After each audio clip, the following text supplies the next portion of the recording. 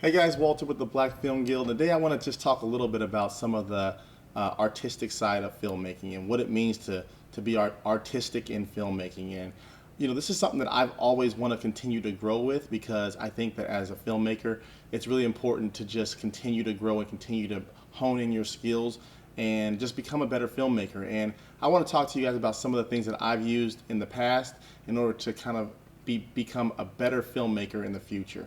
So, it can, being a filmmaker can be something as simple as, just pointing a camera and taking a video, right? We all know there's way more than that, right? There's storyboarding, there's writing the script, there's preparing, there's getting actors, there's setting up shots that look more interesting.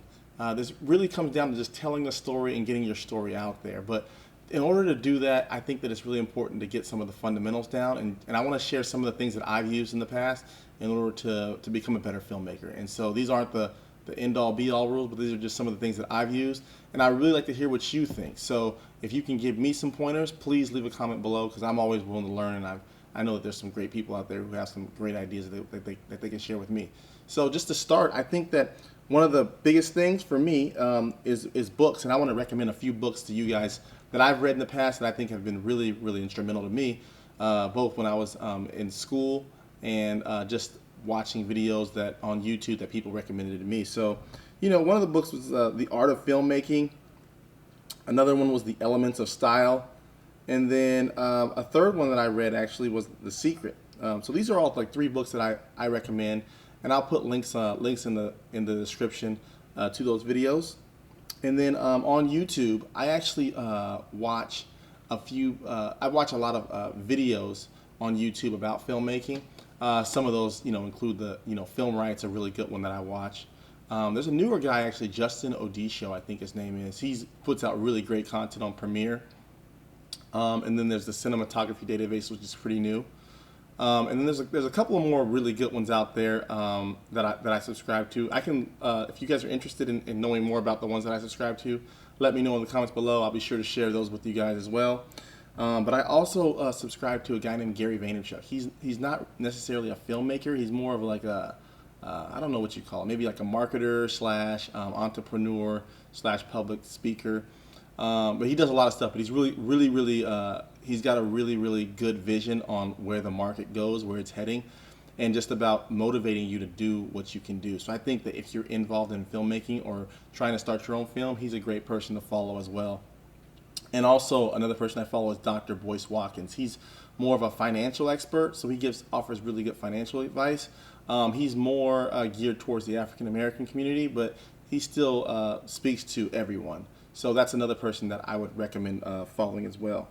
As far as education side with the art of filmmaking, I would say, being educated, you don't have to go to an expensive school. I actually went to a state school. I went to Sac State, and I went to school for communication, but I took a lot of classes in filmmaking and digital media in general. So I did some programming.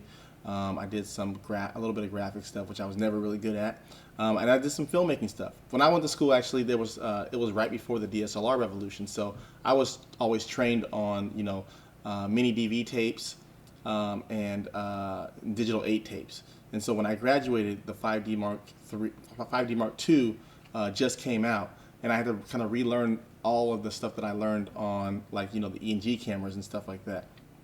So I would say, getting back to what I was saying with education, you don't have to go to a film school these days. We have the internet now. You can if you choose to, but it's going to be much more expensive. And so I think that everyone should get a subscription to lynda.com. Some of the material on there is kind of dated, but the fundamentals of filmmaking are the exact same as they've always been. So, you can get a free membership actually for like 1 month, and you can just binge watch if you don't have the money to if you can afford a year-long membership. I personally have a year-long membership, and so I just watch it whenever I get a chance. But if you don't, you can get a month-long membership and do it that way. Another thing is Udemy. There's this when I go to No Film School. They're a great resource, a blog for filmmakers. There was one time they put up a code online for Udemy, and it was for the entire Adobe suite.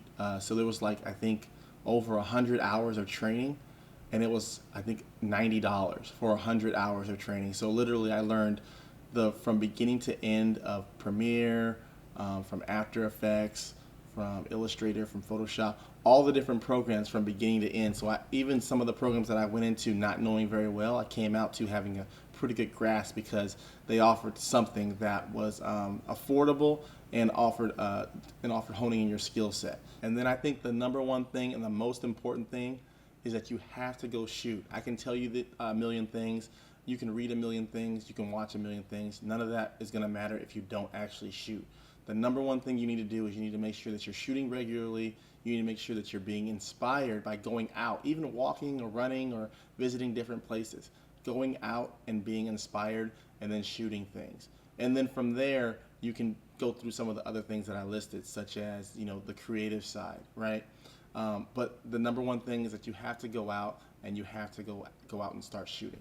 So I hope that was helpful to you, some of those technical aspects. I didn't really go into the depth of each and everything, but I just wanted to let you guys know some of the larger picture aspects, and then from there you can do more research on your own and finding those things out. If you want to know more information, though, I'd be more than happy to talk in more detail about some of the things that I mentioned. Just let me know in a comment below, and I'll be sure to respond.